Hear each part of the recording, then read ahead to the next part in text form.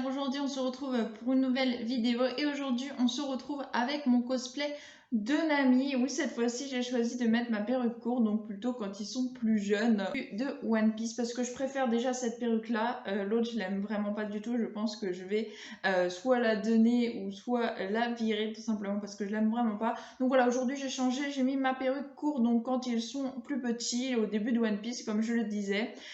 Aujourd'hui on se retrouve donc pour parler de l'épisode de One Piece, le 958 qui s'intitule Bataille légendaire, Garp et Roger. Donc on va apprendre, on suppose, apprendre quelque chose sur Garp et sur Roger qu'ils auraient en commun. Et donc c'est tellement peu prévisible puisque Roger était le roi des pirates et que Garp est lui un colonel de la marine. Donc c'était vraiment peu probable qu'ils aient eu un lien par le passé, mais c'est ce qu'on va apprendre aujourd'hui justement, qu'il y aurait un lien entre Garp et entre Roger.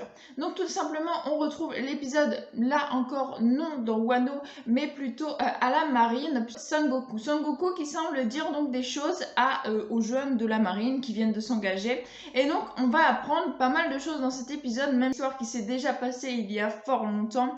Donc tout d'abord on va y apprendre que bien sûr il y a toujours l'abolition des Shinshibukai, donc là ils sont tous en train de se battre contre la marine pour essayer donc justement de s'en sortir, de ne pas se faire kidnapper. Du moins c'est pour moi, comme je l'avais dit, donc je n'ai aucun souci on n'a aucun souci à se faire pour Bo Hancock et pour Mihawk. Après pour ce qui est du fils soi-disant légitime de Barbe Blanche et pour Baggy, j'ai un peu plus de mal à croire qu'ils ne vont pas se faire capturer, mais bon, je sais pas si on en entendra parler tout de suite, puisque de toute façon pour l'instant même dans le scan on n'en a pas entendu parler, donc on sait pas s'ils s'en sont sortis ou pas. Donc voilà, ce sera à voir prochainement. Et c'est là donc qu'on va apprendre, non je crois qu'on ça avait déjà été dit mais brièvement, que donc Big Mom et Kaido faisaient partie du même équipage, ça on le savait, et que ce fameux équipage c'est l'équipage des Rocs. Et l'équipage des Rocs c'est quel équipage? C'est l'équipage donc d'un capitaine qui s'appelait Rock, et également dans cet équipage il y avait Barbe Blanche qui est un très très grand personnage du tout début de One Piece. Personnellement je l'aimais énormément malgré qu'on n'en a pas spécialement entendu parler longtemps puisqu'il s'est fait tuer à Marineford, mais voilà, c'est un personnage que j'aimais énormément, donc il faisait de base partie de la même équipage que Big Mom et que Kaido, donc c'était vraiment un équipage avec des monstres à l'intérieur.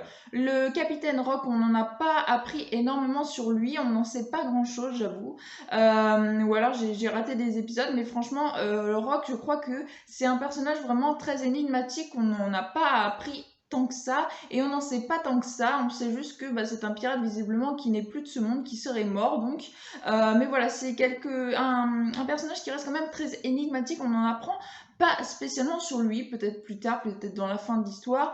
Là on est plus proche de la fin que du début, mais c'est vrai que c'est un personnage qu'on entend parler, c'est quand même le capitaine des Rocs, donc à savoir qu'est-ce qu'il aurait fait quand même ce personnage, ce serait sympa, mais bon je pense qu'Oda ne laissera pas ça, comme ça on aura le fin mot de l'histoire tôt ou tard. Tout ce que l'on sait donc de l'équipage des Rocs, c'est que c'était des pirates qui pouvaient s'entretuer entre eux, parce que c'était vraiment des forcenés quoi, c'était des combattants pure souche, et donc ils pouvaient s'entretuer entre eux pour l'argent. Vraiment l'équipage avait été créé de base pour l'argent, pour les bénéfices, mais visiblement donc c'était un équipage qui ne s'entendaient pas entre eux. On a d'ailleurs la preuve avec Big Mom et Kaido qui sont toujours plus ou moins en conflit, et qui là donc à Wano ont formé une alliance bien sûr, mais qui sont plus ou moins toujours en conflit. On l'a vu quand ils se sont revus justement à Wano, quand Big Mom a revu Kaido, et ils se sont tout de suite entrechoqués. Donc voilà, ils ne s'entendent pas, et dans l'équipage des Rocs visiblement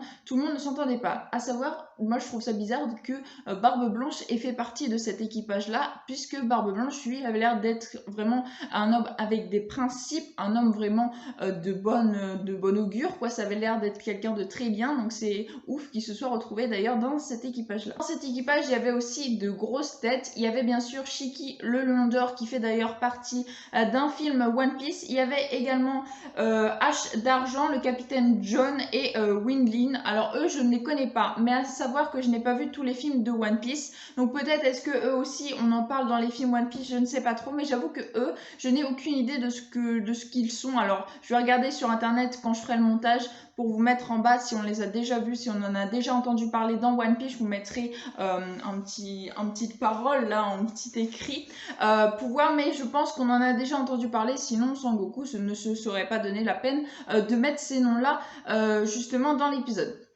Donc soit c'était vraiment un épisode avec des grands personnages, et donc visiblement ces grands personnages se sont rendus sur une île du nom de God Valley, et cette île justement c'était aussi une île qui était avec Garp et avec Roger, et Garp et Roger donc se seraient battus tous les deux pour mettre fin justement à cet équipage des Rocs. Après justement les Rocs ne se seraient plus jamais rassemblés, donc l'équipage serait mort justement sur God Valley, et ou se seraient séparés du moins, puisqu'on sait que Big Mom, que Barbe Blanche, que Kaido, ils sont toujours en vie. Rock, je sais pas, peut-être qu'il est mort sur cette île-là. C'est vrai que c'est un peu énigmatique, j'ai pas tellement saisi s'il était mort sur cette île ou pas. Bref, tout ça, on le doit à Garp et à Roger, donc qui ont formé une alliance pour pouvoir se débarrasser justement de l'équipage des Rocs sur God Valley. Et après ça, bien sûr, on a God Valley qui semble avoir disparu des cartes du monde et même de la Terre, de la surface de la Terre.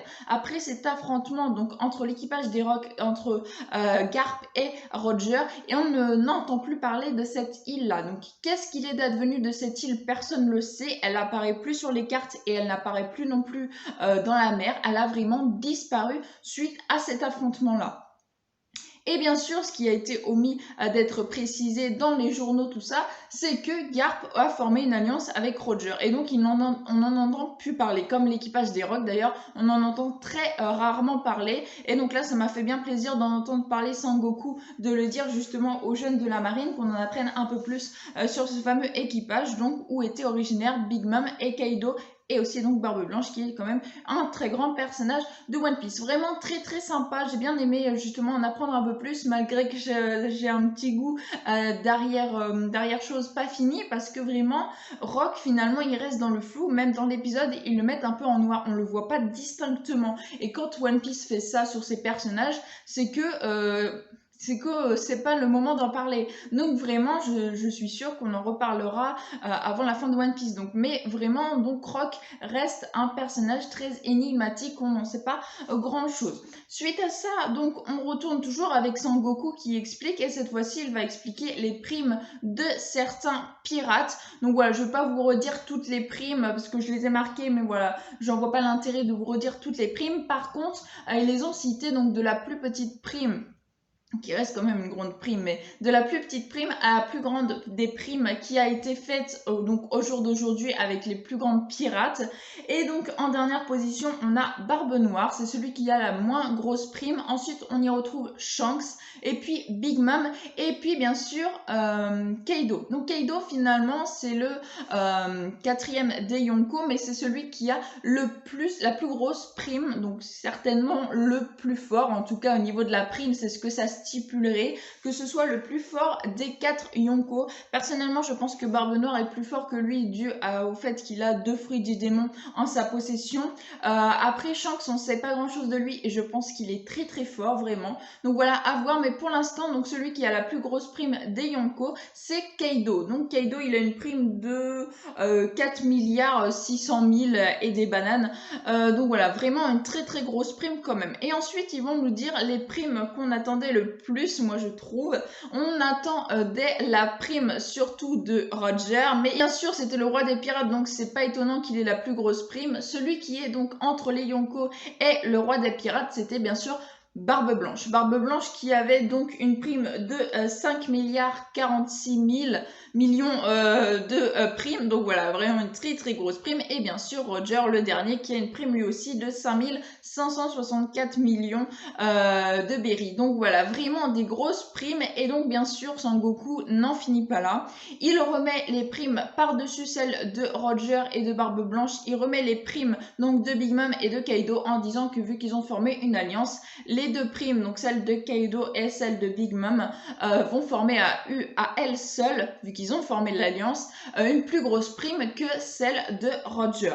Donc voilà, ça promet vraiment d'être exceptionnel ce qu'il va se passer justement sur Wano, puisque là on a cette fameuse alliance, on a Luffy qui compte bien détrôner Kaido, donc voilà, les fourreaux rouges également. Enfin bref, ça risque d'être vraiment fracassant ce qu'il va se passer à Onigashima. Donc voilà, on y arrive, on y est presque. Et vraiment, voilà, quelque chose d'exceptionnel avec donc ces fameuses primes qu'on a appris. Surtout le scoop, c'était vraiment la prime de Roger qu'on n'avait jamais entendu parler. Je crois que Barbe Blanche, on en avait déjà vaguement entendu parler sans dire la somme. Mais voilà, par contre, Roger, on n'en avait jamais su. Donc là, aujourd'hui, on le sait maintenant dans l'anime et dans le scan, bien sûr. On est au courant de la prime de Roger. Personnellement, j'aurais pensé qu'elle était bien au-dessus de celle du deuxième. Je savais pas que le deuxième c'était Barbe Blanche. Je pensais plus que c'était un Yonko, mais c'est pas impossible. C'est vraiment, voilà, j'y pensais plus à Barbe Blanche en fait vu qu'il est mort. Et c'est vrai que finalement sa prime était assez proche quand même de celle de Barbe Blanche. Je pensais vraiment qu'elle était loin au-dessus vu que c'était le roi des pirates. Bref, donc tout ça se passe et ensuite, avant que Sangoku rende les jeunes, bien sûr, au monsieur là que j'ai encore oublié son nom alors que je le déteste, alors je ne me prends même pas la peine de retenir son nom, le capitaine de la marine qui utilise Lala avec qui a tué Ace, qui arrive, et donc ensuite on a bien sûr Sangoku qui part en disant quelque chose, qu'il trouve ça bizarre que plus ou moins à toutes les personnes qu'il a parlé se sont retrouvées à Wano, et Wano bien sûr c'était là où était originaire Oden, un pirate donc qui aurait fait une moitié de chemin avec Barbe Blanche en tant que commandant, en tant que capitaine, donc un peu à la solde de Ace en fait, Ace qui était aussi capitaine d'une des brigades de Barbe Blanche, et bah là on apprend que Oden était lui aussi capitaine d'une flopée de personnes qui étaient au sol de Barbe Blanche, donc c'était vraiment un très très gros personnage. Oden c'est quand même le père de Momonosuke, c'est celui dont on entend beaucoup parler dans Wano, ou en tout cas qui ne serait tardé qu'on entende beaucoup parler. Et aussi bien sûr que Oden s'est pas arrêté là, il a aussi fait partie de l'équipage de Roger pour son dernier voyage. Voilà, on apprend ça à la fin de l'épisode, donc vraiment de ouf, quoi, un truc de ouf qu'on apprend juste avant que l'épisode bien sûr ne se conclue. Il me semble qu'il se conclut comme ça à peu près, sauf que avant que la fin de l'épisode ne se conclue, on voit Roger distinctement. Avant, bien sûr, on l'avait déjà vu distinctement quand il était justement sur le point d'être exécuté. Hein, depuis le tout début de One Piece, on le voit. Mais là, on le voit vraiment distinctement debout, avec bien sûr sa cape rouge. Donc, on voit qu'il est assez thématisé au rouge. Sa tenue, ça fait penser à Luffy d'ailleurs. Surtout au niveau de son visage, je trouve que son visage, il ressemble beaucoup à celui de Luffy. Moi, je m'étais imaginé un truc, mais je me dis, c'est impossible, c'est improbable. Je m'étais dit pourquoi pas est-ce que Roger, enfin Luffy, ça ne pourrait pas être une sorte de réincarnation de Roger tout simplement. Et pareil pour les membres de son équipage, parce que je trouvais que Riley, je crois il s'appelle, enfin le second de Roger, il me fait penser beaucoup à Zoro. En plus il a une espèce de cicatrice comme Zoro.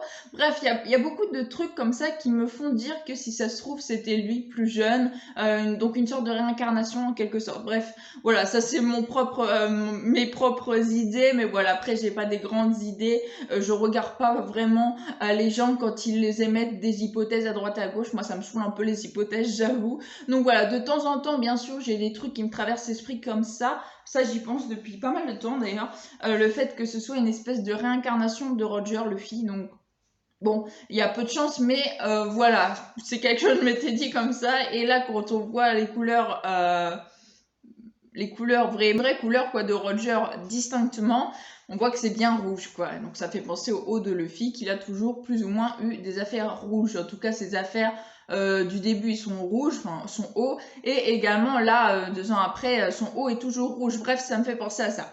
Mais il n'y a pas que ça, hein, bien sûr. C'est pas que ça qui m'a fait cette hypothèse-là. Bref, voilà, c'est ainsi que cet épisode se conclut et franchement c'était un très très beau épisode où on a appris, même si j'aurais aimé en apprendre plus, l'équipage des Rocs qui les constituait, etc. Vraiment, cette fameuse île de God, je sais même plus comment elle s'appelle, de God Valley, qui a disparu suite à cet affrontement. Le fameux duo de Garp et de Roger, ça c'est franchement quelque chose qu'on ne s'attendait pas du tout. Également, bien sûr, la prime de Roger, le fait que Oden a fait partie de l'équipage de Barbe Blanche et de celui de Roger. Voilà, vraiment un très très bon épisode, franchement, où là, on était servi en révélation. Donc voilà, et le prochain épisode, par contre, on retourne cette fois-ci dans le présent. Enfin là, on était bien sûr dans le présent, mais on parlait du passé. Que là, vraiment, dans le prochain épisode, on retourne dans le présent, dans Wano, dans l'époque de Luffy. Donc voilà, on retourne vraiment dans le vif du sujet de Wano. Là, ce qui nous intéresse vraiment, c'était qu'ils étaient en route justement pour se rendre à Onigashima. Donc ça promet d'être très intéressant, sachant que il se passait quelque chose comme quoi on supposait qu'il devait y avoir un traître dans leur alliance justement de Luffy, des Fous Rouges, des samouraïs du pays de Wano. Voilà, il y a quelqu'un visiblement qui serait un traître et qui aurait donné les informations à Orochi. Donc voilà, vraiment très très hâte d'être à la semaine prochaine, comme d'habitude d'ailleurs dans Wano. Depuis, je le dis clairement, depuis la mort de Yasui dans Wano, c'est super intéressant, on ne s'ennuie à aucun épisode. Donc voilà, c'est ainsi que je vais conclure cette petite vidéo. En tout cas, j'espère que vous aurez passé un bon moment en ma compagnie. Si vous avez aimé, n'hésitez pas à liker, à commenter, à partager et à vous abonner. Ça me ferait vraiment très très plaisir. Sur ce, je vous souhaite une excellente fin de journée. Portez-vous bien et moi je vous dis à la prochaine. Ciao ciao.